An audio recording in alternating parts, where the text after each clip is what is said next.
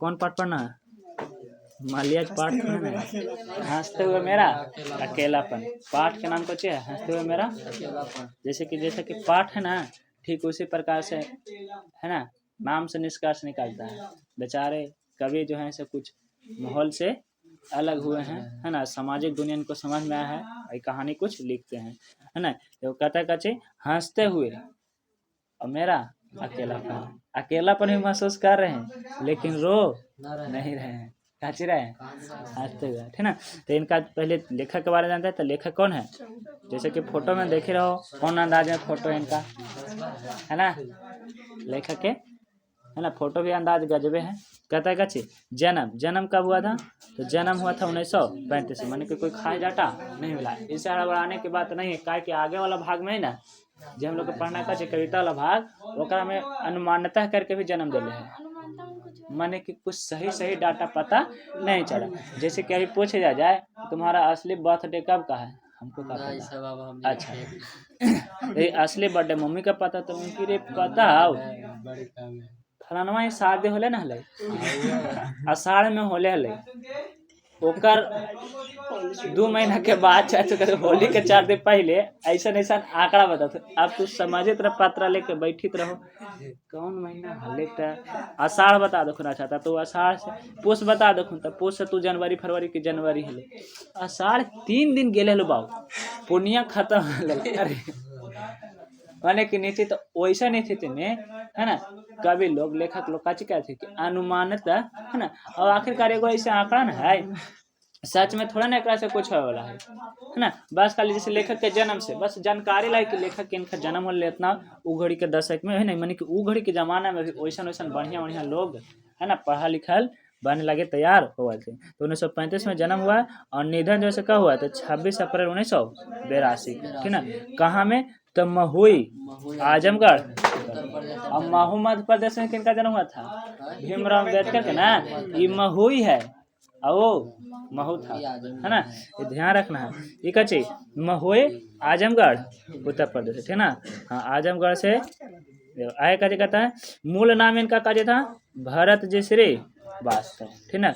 अच्छा एक माता पिता कौन थे? तो माता थे प्रभावती और पिताजी का नाम त्रिलोकीनाथ वर्मा, है ना। शिक्षा के बारे में पता चलता है कि एमए अंग्रेजी से किया है, इसका मतलब इंटर पास नहीं किया है, बिना इंटर पास कर ले।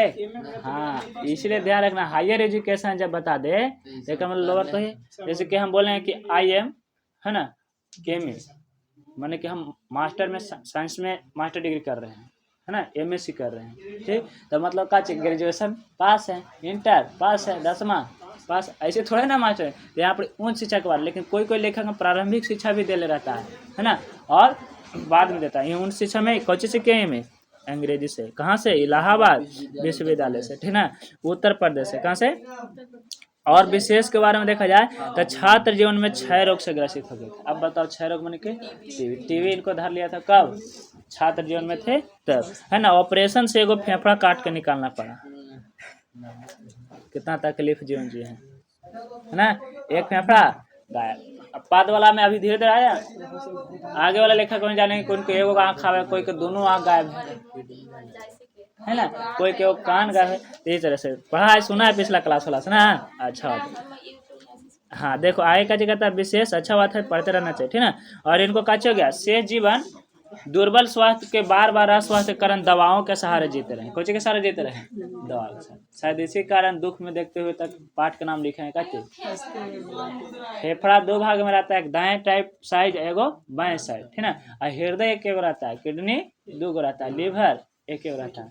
ले एकदम है अरे पगला, लीवर मने यकृत, किडनी मने गुर्दा, जे मूत्र के किडनी मने गुर्दा। हाँ तो गुर्दा देले तो कोची कहबे? किडनी ना।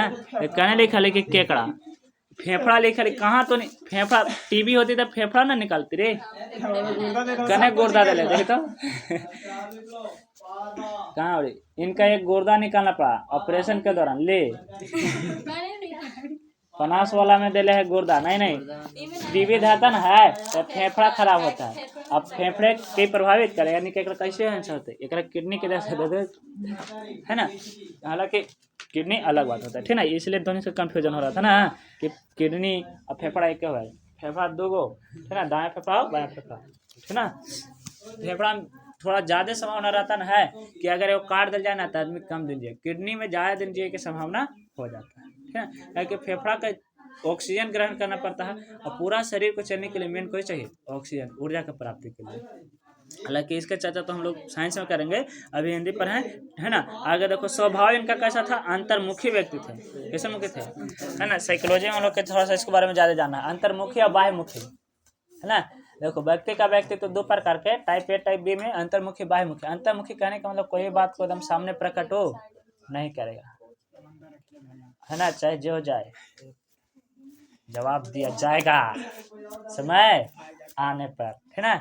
और कोई कोई तुरंत, है ना, वहां से प्रतिक्रिया दिल को इधरों से प्रतिक्रिया दिल, तो बाह्यमुखी थे, अंतर्मुखी थे, ठीक ना। और कच्चे पराया अवसाद ग्रस्त किंतु कठिन जिजीश्वर धर्मी, गंभीर एकांत प्रिय और मितभाषी, माने कि कम बोले वाला, गंभीर रूप से सोचे वाला व्यक्ति थे। कौन? मलयज। कौन? मलयज, है ना। आगे विशिष्ट संपर्क में बोले तो शमशेर बहादुर सिंह जी से मिलते हैं, विजय देव नारायण शाही, परिमल, ये हमसे मिलते हैं। कौन? है ना। और इसके बाद कुछ दिन तक के केपी कॉलेज इलाहाबाद में पढ़ाते हैं, 1964 में कृषि मंत्रालय के भाग में कच्ची करते हैं, थोड़ा सा नौकरी करते हैं। और इसके बाद इनका रुचि ज़्यादातर कोचिंग में लगता है, तो ड्राइंग और स्केचिंग में, कुछ में ड्राइंग करने में इनको ज़्यादा मन लगता है और स्केचिंग करने में ज़्यादा। संगीत और कला में बहुत ज़्यादा प्रदर्शन इनको था और सिनेमा में इनको बहुत ज़्यादा रुचि थी। किनको? मल्लेज के। हालांकि अभी तो सब कुछ सिनेमा प्रेमी होल है, जेकरा देखा सिनेमा प्रेमी के अलावा ज़्यादा शॉर्ट प्रेमी है। स्केचिंग माने कि ब्लैक एंड व्हाइट पेंट बनाना है, ड्राइंग माने कि कलरफुल, ठीक है ना। जैसे कि मान लो स्केच करके माने हम ऐसे बैठे हैं, ठीक, ऐसे सबको हम लोग बैठे हैं, ठीक ना, हम लोग के एकदम हूबहू ऐसे बना देते, तो कुछ कहते हैं स्केच होना। तो सब नहीं देखा होगा, फिल्म वाले कभी देखा होगा कि डाकू भाग गया है तो उसको स्केच बनवाया जाता है, और फिर स्केचवा वाला जब बतावा वही किडनैप हो जाए, और इसे करते करते सब मिलते जुलते फिर फिल्म खत्म है, 3 घंटा बर्बाद। और बाद यदि हो होमवर्क बनाना था, फिल्म देखे करी तो कुछ नहीं याद आ रहा है, और फिल्म देखला खत्म होते तो यार 3 घंटा बर्बाद हो गला, होमवर्क बनावला हला 15 मिनट ओकरा पर फिर बर्बाद। आगे इसके बाद कचे कहता है संपादन कचे कचे के लहर कविता के विशेष रूप से शमशेर के पुस्तक सर्वथा दयाल सक्सेना के साथ सह संपादन। और इनका रचना जो है देखो कौन कौन है। पहले जख्म पर धूल जो कि कविता है, कब छपा था? 1971 में। जन्म कब हुआ था? 1935। 1935 में RBI की स्थापना हो ले है ना।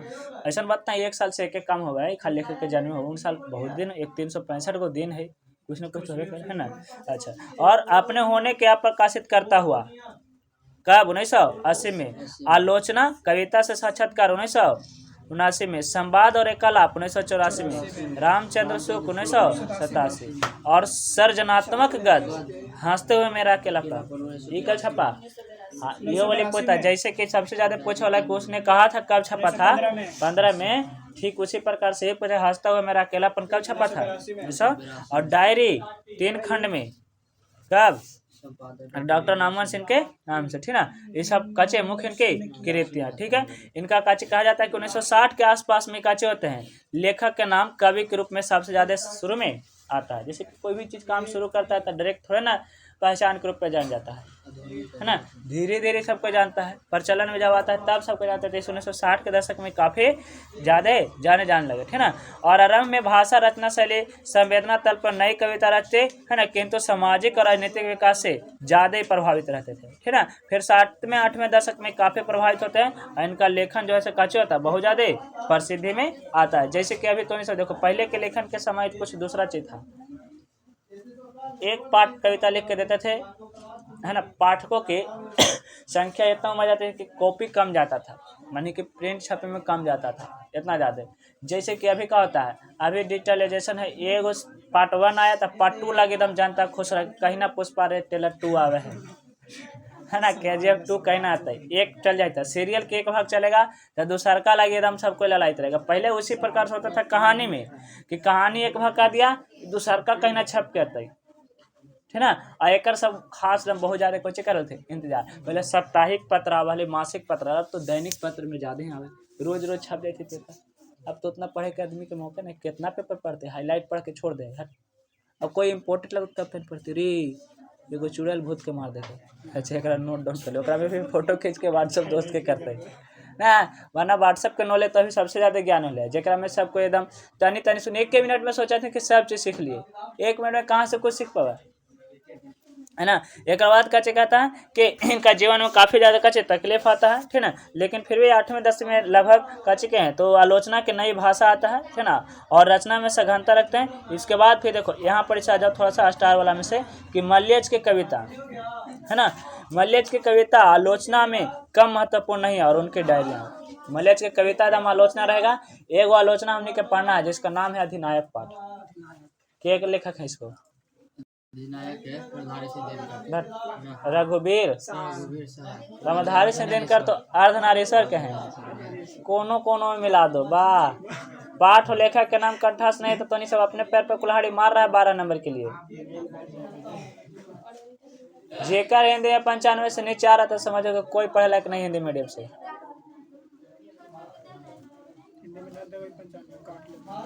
95 ही ना कैसे देते सर, बात तो करे थे प्रैक्टिकल है नहीं तो ऑब्जेक्टिव है 50 तो कोई काटेगा नहीं, बैकली सब्जेक्टिव है ना। तब जब दम आवे तरते सबसे पहले तो 12 नंबर तो लेखक के वाला से वहाँ पे मिलान कर वाला पहले मारवे, इंग्लिश में जैसे कि हिंदी में ना दे तो ऑप्शनवा देते, सरांश वाला पहले ना बनावे, गधांश वाला क्वेश्चन आंसर वाला बना भाई, है ना। बनावे के तरीका कुछ इस प्रकार से होता है कि देखो कहने का मतलब है कि कॉपी चेक कर वाला काजिश होता है, नंबर देवल ना चाहे, जैसे कि एक ग्राहक और दुकानदार के बीच संबंध के देखा जाता है, ग्राहक का सामान खरीदना है और दुकानदार को सामान बेचना है, ठीक। ग्राहक चाहेगा कि कम पैसा दें और ज़्यादा सामान खरीद ले, और दुकानदार का सोचेगा कि कम में सामान दे और ज़्यादा पैसा मर ले, दोनों को एक दूसरे के प्रति प्रलोभन है। ठीक उसी प्रकार से छात्र के कॉपी और गुरुजी के कलम दोनों के प्रति वही द्वंद रहता है।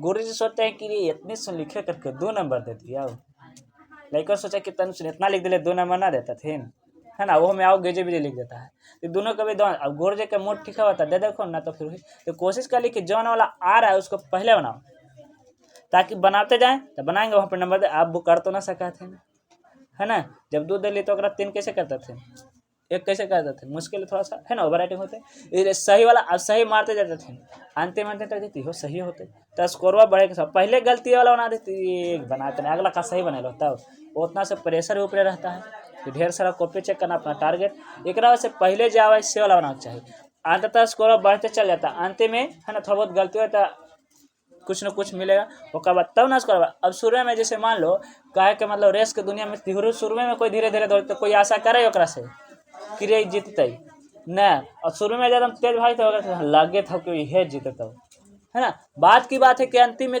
अंत भला तो सब भला हुआ है, ठीक है ना, लेकिन तो अंत भला तो सब भला कॉपी में ऐसा नहीं होता, पहले से चेक करके स्कोर कैसे जाता है।